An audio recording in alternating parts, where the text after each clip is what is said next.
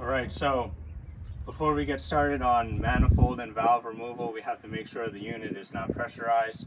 So you want to make sure all of the tube valves are closed, and then you want to come here and remove the fill connection outlet cap, and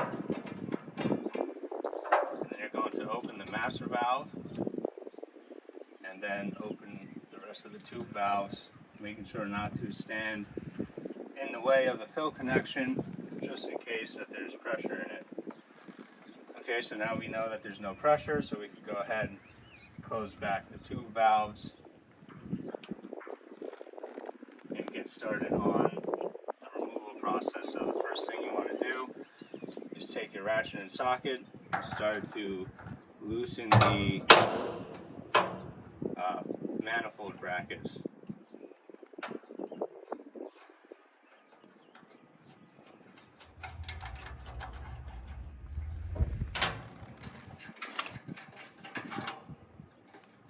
Just like that.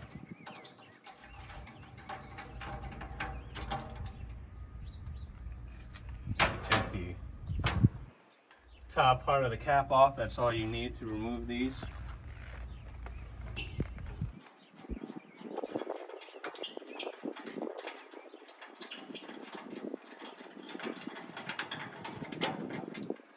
After you have those off, the next step of the process is to remove the CGA thread connections to the tube valves.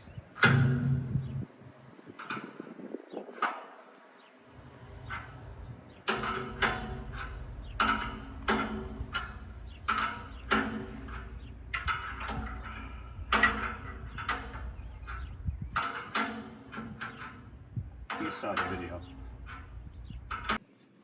Right, as you can see here now, we have the CGA thread connections off from the tube valve. So all you have to do is pull down on the pigtail until the connection comes loose on each pigtail, and then you can release the manifold from the unit, taking care not to damage the valves in the process.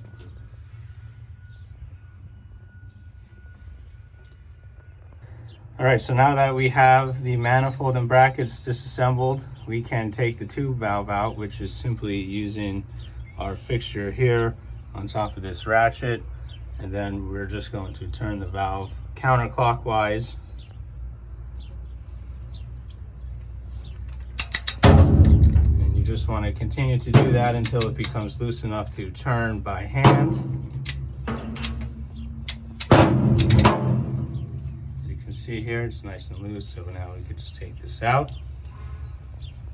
And then you just want to put a plastic plug cover in the M plug to prevent contamination from entering the tube. And that's it. You have your manifold removed and the tube valves out.